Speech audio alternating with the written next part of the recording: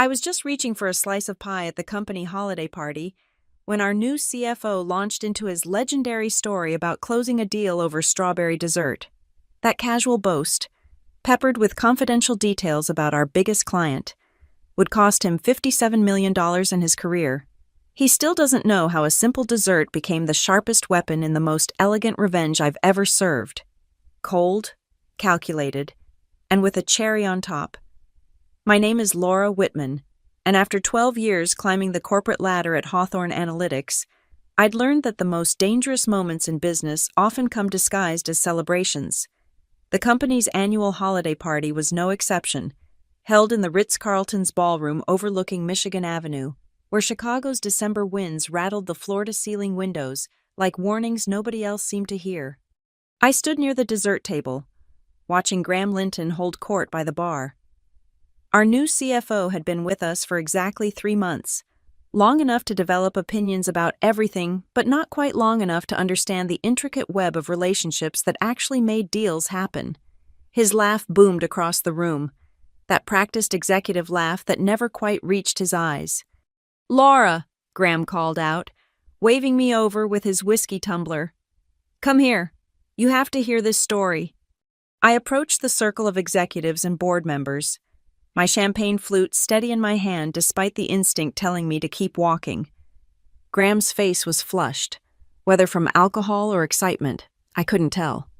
"I was just telling everyone about the Skybridge deal," he said, clapping a heavy hand on my shoulder. "You know, the one where I basically saved our entire quarterly forecast. The Skybridge deal, the 18-month project I'd architected from concept to contract, now reduced to Graham's personal victory lap." I smiled and took a sip of champagne. "It was all about the pie," Graham continued, his voice taking on that storyteller cadence executives use when they're about to rewrite history. "We're at Morton's, right? The Skybridge team is ready to walk. They're concerned about our integration timeline, questioning our methodology. The whole thing is falling apart." He paused for effect, and I noticed Evelyn Cross's protege from Skybridge, Marcus, leaning in from the periphery. Interesting. So the waiter comes by with the dessert tray, and I see this strawberry cream pie. Beautiful thing. I order it, take one bite, and I tell them, "This pie has 17 distinct layers, each one supporting the next. That's exactly how our platform integration works." And I start breaking down our technical architecture using this pie as a metaphor. The group chuckled appreciatively. Graham's chest puffed out. "But here's the genius part," he continued, lowering his voice conspiratorially. "I knew from our internal briefings that Skybridge was hemorrhaging money on their legacy system. What was it? $7 million a quarter?" So I casually mentioned how our predictive analytics had identified similar bleeding in 3 other Fortune 500 clients, without naming names, of course. My fingers tightened on my glass. Those numbers were from my confidential analysis. More importantly, they were never meant to be shared outside our senior strategy team. Then I hit them with the real closer. I told them about Nexus Corp's failed integration. You all remember that disaster, and how they'd ignored our recommendations for the parallel runway approach. Cost them $40 million in Q3 alone. The Nexus information was beyond confidential. It was under NDA. And Graham had just shared it at a party where competitors' employees mingled freely, where phones recorded videos, where a single overheard detail could unravel 2 years of careful relationship building. Within 10 minutes, they're asking for the contract, 17 million base, 40 million over 3 years if we hit the performance metrics. Graham raised his glass. And that, ladies and gentlemen, is how you close a deal over dessert. The group toasted, but I caught Marcus typing something on his phone. His expression was carefully neutral, but I knew that look. It was the same one I'd worn countless times when gathering intelligence at these events. "Impressive story, Graham," I said, my voice warm enough to pass for admiration. "Though I think you're being modest. Wasn't the Skybridge team particularly concerned about data security protocols after the Nexus situation?" Graham's eyes flickered with uncertainty for a moment. "Well, yes, but that's all water under the bridge now." "Of course," I agreed, then excused myself to refill my champagne. At the bar, I pulled out my phone and opened my encrypted notes app. I documented every detail Graham had just shared, word for word, time-stamped with the attendee list.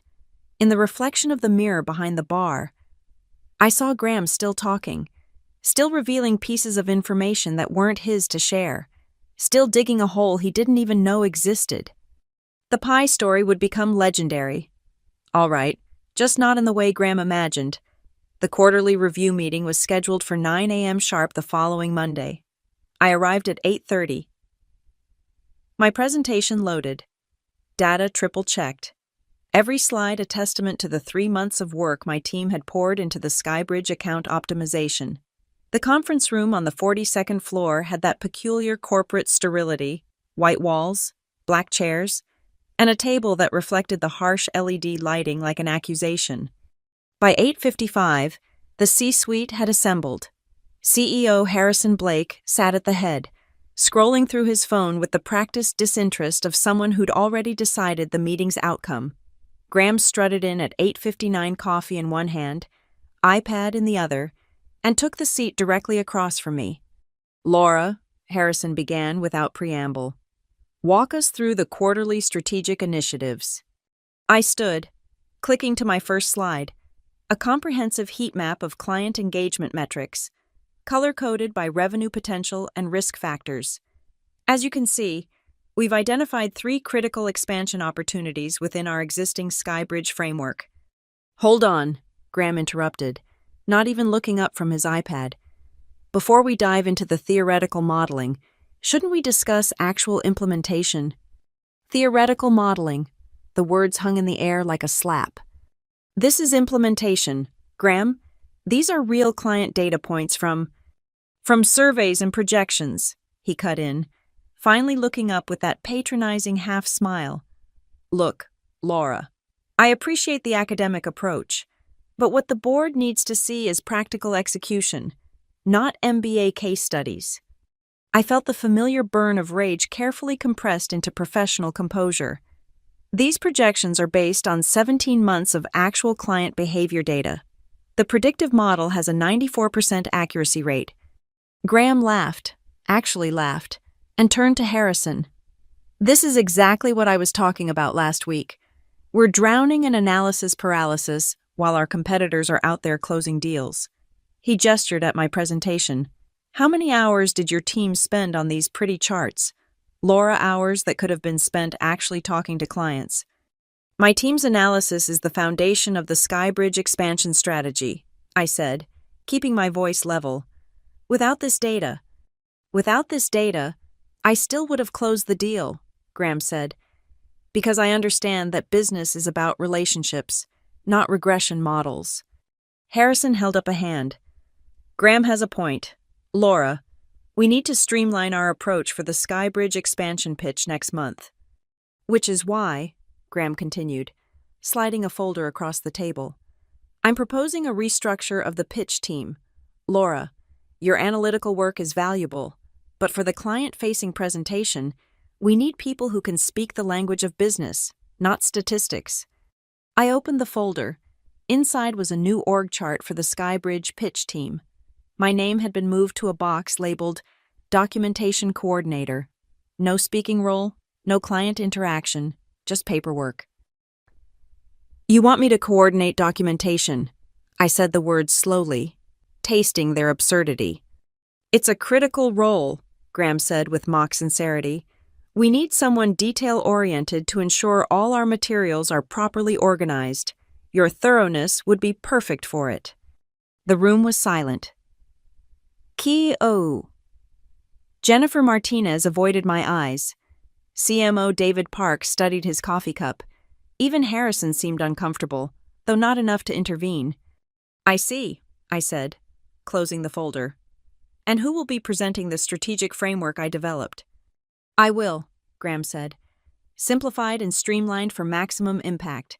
We'll cut the presentation from 90 minutes to 30, hit the high points, skip the granular details." "The granular details are what convinced Skybridge to trust us in the first place," I said. "That was then," Graham replied. "Now they need to see vision, not spreadsheets. They need to feel confident, not lectured. Harrison nodded slowly. Graham, take point on the pitch. Laura, support him with whatever documentation he needs. I sat back down. My presentation still frozen on slide 1. 17 months of work reduced to documentation coordination, the strategy I'd built from nothing, handed to a man who thought business was about pie metaphors and whiskey courage. One question, I said, my voice perfectly professional. Who's interfacing with Evelyn Cross at Skybridge? She specifically requested continuity from our initial proposal team. Graham waved dismissively. Evelyn's not the decision-maker anymore. She's been moved to an advisory role. The new head of procurement is Richard Vaughn, golf buddy of mine from Wharton. That was news, and judging by the surprise on Jennifer's face, it was news to everyone. When did this happen? Jennifer asked. Friday, Graham said. Richard called me directly. See relationships. But I knew Evelyn Cross. She didn't get moved to advisory roles. She moved herself when she smelled something rotten. And if Graham thought she was out of the game, he'd never actually played at her level. Well then, I said, gathering my materials. I'll have the documentation ready for your review by end of week. That's the spirit, Graham said, already dismissing me as he turned to Harrison. Now, about the actual pitch strategy. I left the room with my head high and my phone already in my hand. In the elevator, I pulled up Evelyn's contact and typed a single line, Coffee Thursday, would love to catch up on your new role. Her response came before I reached my floor, 2 p.m., the usual place, looking forward to it. Graham thought he'd won, but he'd just revealed his entire playbook to someone who'd been playing this game far longer than his 3 months of corporate glory. The documentation would be ready. All right, every version, every edit, every single change Graham made to my work would be meticulously tracked, because when you're coordinating documentation, nobody questions why you have access to everything. The first time I met Evelyn Cross was 5 years ago at a disaster of a merger integration between Skybridge and Pelham Industries. I was a senior analyst at Meridian Consulting, brought in to salvage what everyone assumed was a lost cause. Evelyn was Skybridge's newly appointed CFO, handed a portfolio that was hemorrhaging money faster than anyone could document it. I remember walking into that first meeting in Skybridge's Boston office, armed with PowerPoints and best practices, only to find Evelyn sitting alone in a conference room surrounded by bankers' boxes, eating a turkey sandwich while reading through contracts with a red pen. "You're the consultant who's supposed to save us," she'd asked without looking up. "I'm the consultant who's going to try," I'd replied. She'd studied me then, her gray eyes sharp behind designer frames. "Trying is what got us into this mess. What I need is someone who can translate this disaster into a story the board can actually understand. Can you do that?" That project should have taken 18 months. We did it in 6, not because we cut corners, but because Evelyn taught me something vital. Strategy wasn't about having the best numbers. It was about knowing which numbers told the story that mattered. "Never show them all your cards, Laura," she'd said one late night as we rebuilt Skybridge's entire financial framework. "Show them the cards that make them think they're winning, while you're holding the hand that actually matters."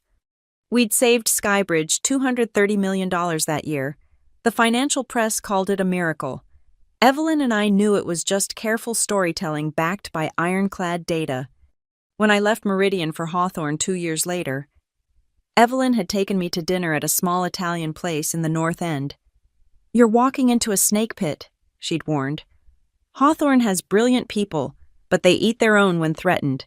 Document everything, trust carefully, and remember, the person who controls the narrative controls the outcome." Now, sitting in the same coffee shop where we'd met dozens of times during the Pelham crisis, I watched Evelyn walk in exactly at 2 p.m. She hadn't changed. Silver hair pulled back in a perfect chignon, navy suit impeccable, presence commanding even in a crowded Starbucks. "Laura," she said, sitting down with her black coffee, "you look like someone who's been forcibly demoted to document coordination." I laughed despite myself. News travels fast. "Graham Linton called Richard Vaughn to brag about it," she said. Richard, bless his Wharton heart, immediately called me to ask what he should do with Graham's revolutionary new approach to our partnership. And what did you tell him? Evelyn smiled, that particular smile that had terrified CEOs across the eastern seaboard. I told him to let Graham present, give him all the rope he wants, even though it could tank the expansion. Laura, do you really think I'd let a $57 million strategic partnership rest in the hands of a man who thinks complexity can be explained with dessert metaphors? She pulled out her phone, showing me an email thread. I've been tracking every change Graham has made to your original proposal. Richard's been forwarding them to me. I read through the thread, watching my carefully constructed strategy get butchered into corporate buzzword soup. Graham had stripped out every risk mitigation protocol, eliminated the parallel runway approach that prevented system failures, and reduced the integration timeline from 18 months to 6. He's going to promise them impossible deliverables, I said. Yes, he is, Evelyn agreed. And when he can't explain how to achieve them, when he stumbles over basic technical questions, when it becomes crystal clear that he doesn't understand the fundamental architecture of what he's selling. She trailed off, sipping her coffee. You'll pull the plug. I'll do better than that.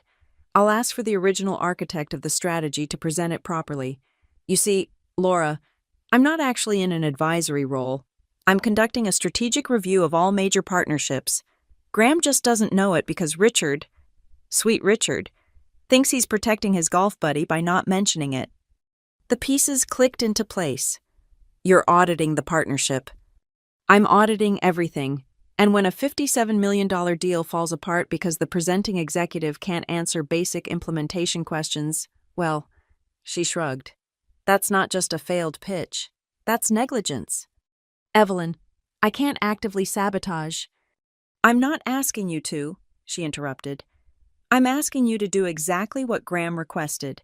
Coordinate the documentation. Make sure every version is saved, every change is tracked, every deletion is recorded.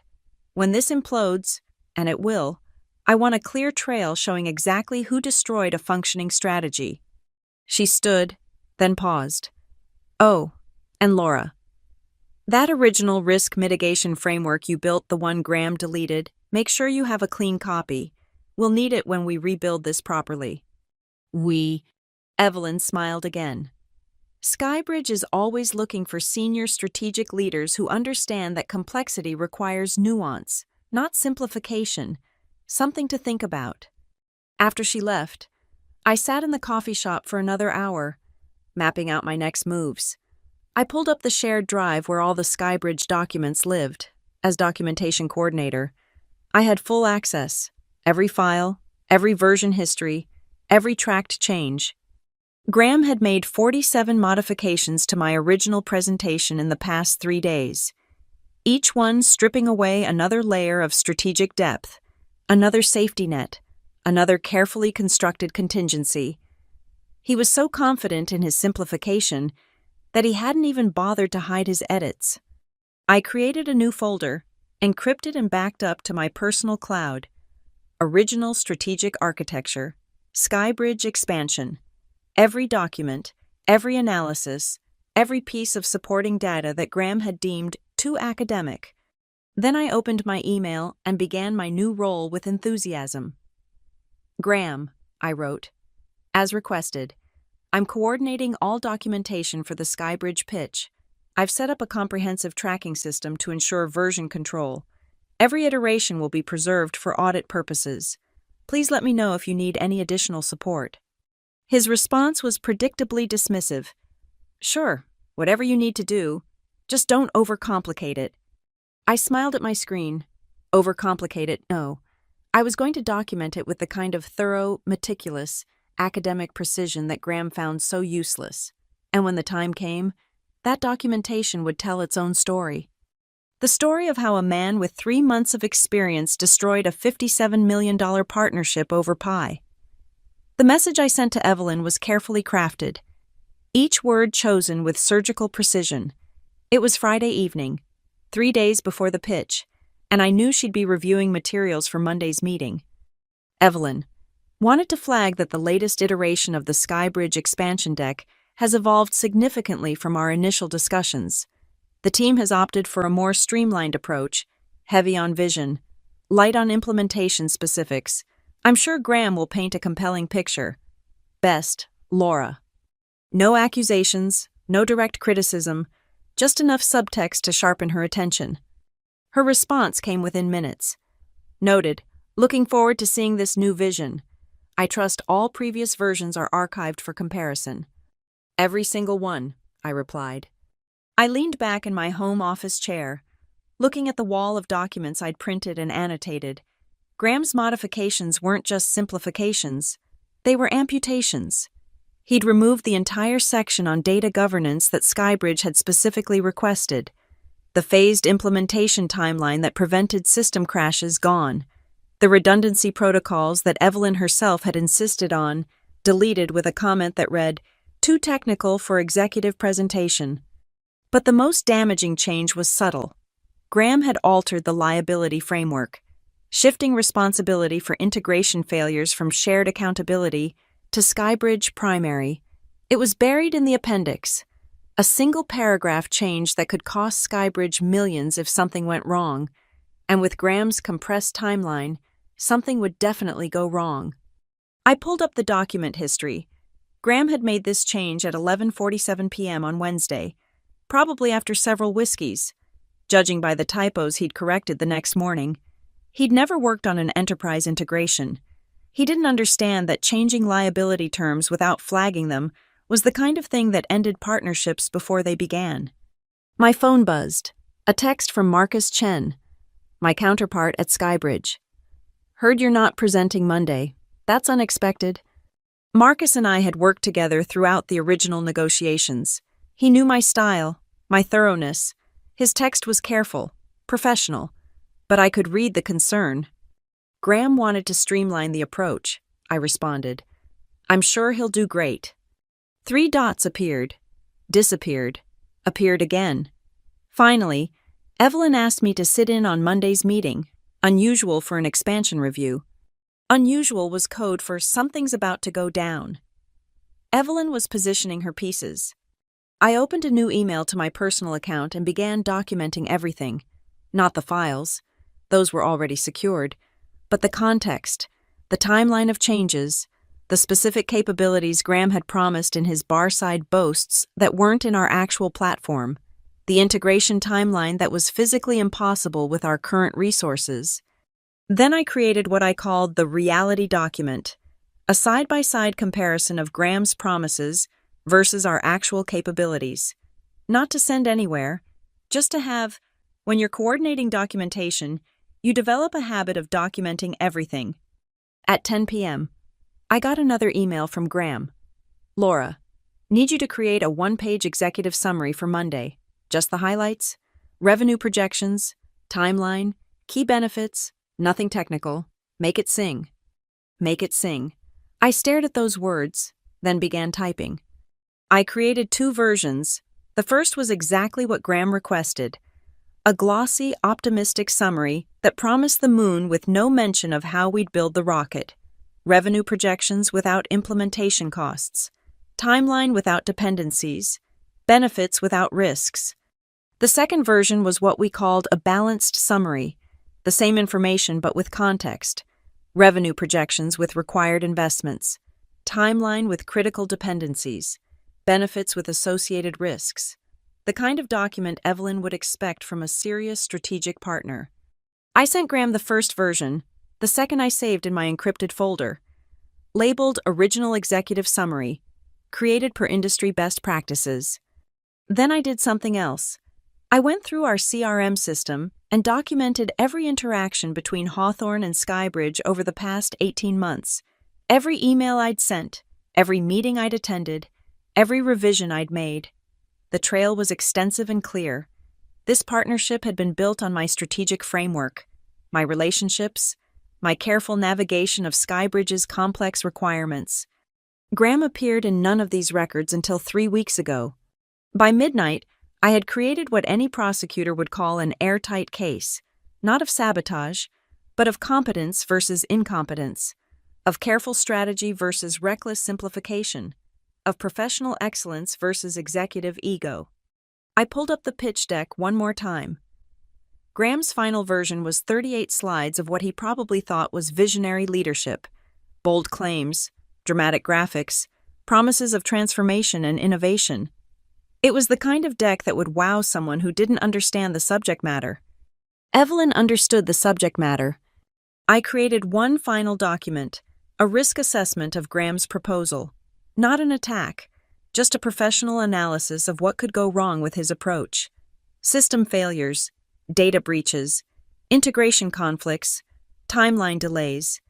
Each risk carefully quantified, documented, and linked to the specific changes Graham had made. Then I locked everything down, backed it up to 3 separate locations, and poured myself a glass of wine. Graham thought he'd sidelined me by making me documentation coordinator. He didn't understand that in corporate warfare, the person who controls the documentation controls the truth. And the truth was that Graham Linton was about to walk into a meeting with one of the sharpest financial minds in the industry, armed with nothing but buzzwords and a fundamental misunderstanding of what he was selling. My phone lit up with one final message from Evelyn. Reviewed the materials for Monday. Several clarifying questions prepared. I trust all supporting documentation will be available if needed. Everything is meticulously organized and ready for immediate access, I replied. Perfect. One more thing. Richard will be in Tokyo on Monday.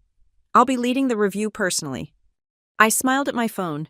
Graham thought he was pitching to his golf buddy.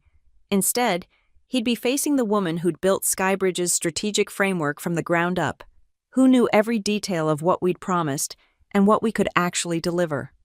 The documentation was ready, the stage was set. All that remained was for Graham to walk into a trap he'd built himself, one deleted section at a time. I saved one final backup of everything, then closed my laptop. Monday would be Graham's show, but the aftermath. That would be mine. The Skybridge headquarters conference room was designed to intimidate. Floor-to-ceiling windows overlooked downtown Chicago from the 55th floor. The temperature kept at a precise 64 degrees, cold enough to keep everyone alert, uncomfortable enough to prevent long meetings.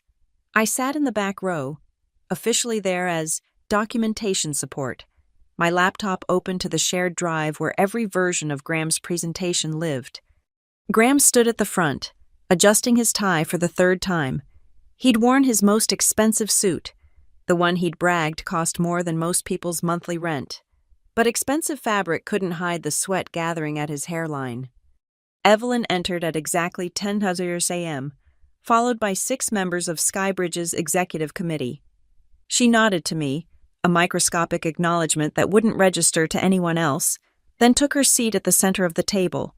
The mythical Richard Vaughn was indeed absent, his chair occupied by Skybridge's chief technology officer, Patricia Wong, who I knew had zero tolerance for technical hand-waving.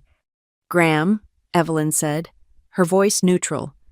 "We're eager to see this revolutionary new approach Harrison mentioned." Graham launched into his presentation with characteristic bravado. "Thank you. Evelyn, what we're proposing today isn't just an expansion, it's a transformation." Slide 1. A stock photo of a rocket launching. I watched Patricia's eyebrow twitch. "We're going to deliver unprecedented integration in just 6 months," Graham continued, clicking through slides of abstract graphics and buzzword-heavy bullet points. "Using our proprietary synergy framework, we'll achieve seamless data convergence across all platforms." "Proprietary synergy framework," Patricia interrupted. "Can you elaborate on the technical architecture?" Graham's smile tightened. "Of course. It's all about leveraging cloud-native solutions for maximum scalability." "Which cloud services specifically?" Patricia pressed. "AWS Azure Private Cloud. What's your disaster recovery protocol?" "We're cloud agnostic," Graham said, which was technically true, but completely meaningless without context. "We adapt to whatever works best." Evelyn made a note. I could see it from my seat. No specific technical plan. Graham powered through, reaching the revenue projections. The numbers were astronomical. 40% growth in year 1, 75% by year 2. "These projections," Evelyn said quietly. They're based on what assumptions? Conservative estimates from our market analysis, Graham replied. I see. And the implementation costs to achieve these numbers. Graham clicked to his next slide, a single bullet point that read, minimal additional investment required. The room went silent. Even I hadn't seen this modification. He'd deleted the entire cost breakdown over the weekend. Minimal, Evelyn repeated. So the 14 engineers Laura's original plan specified for the integration team, they're no longer needed. Graham's face flushed. Laura's plan was comprehensive, but we found efficiencies. Efficiencies? Evelyn turned to Patricia. Patricia, what was your assessment of the original engineering requirements? 14 was the absolute minimum for a safe integration, Patricia said. We actually recommended 18. Graham scrambled. We can discuss specific resourcing after. Let's discuss it now. Evelyn interrupted. She pulled out a folder, my original planning document. I realized, with tabs and highlights, according to the initial proposal Laura developed, the integration required 14 engineers, 6 months of parallel running, and a 3-phase rollout to prevent system conflicts. Your presentation shows 6 months total, no parallel running, and immediate full deployment. Can you explain how that's possible? Technology has advanced, Graham said weakly. We're more efficient now than when that proposal was written. That proposal was written 5 weeks ago, Evelyn said. The temperature in the room seemed to drop another 5 degrees. Graham tried to recover, clicking to his partnership framework slide, but his hand was shaking now, and he clicked too far, landing on the appendix. There it was, on the screen in 48-point font, the liability modification he'd made at midnight after his whiskey courage. Evelyn stood slowly. Graham, am I reading this correctly? You're proposing that Skybridge assumes primary liability for integration failures. That's not. I need to check the latest version. This is the latest version, I said from the back, my voice carrying clearly across the silent room. Submitted to the shared drive at 8:47 this morning. Would you like me to show the version history? Graham turned to me, his face a mixture of rage and panic. That won't be necessary. Actually, Evelyn said, I'd very much like to see that version history. I connected my laptop to the presentation system. 20 versions appeared on screen, each with timestamps and Graham's name as the editor. I clicked on the comparison view, showing the original liability framework versus Graham's modification.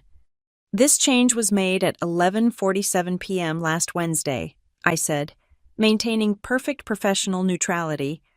No legal review was requested. Evelyn looked at Graham for a long moment. Then she asked the question that would haunt him for the rest of his short tenure at Hawthorne.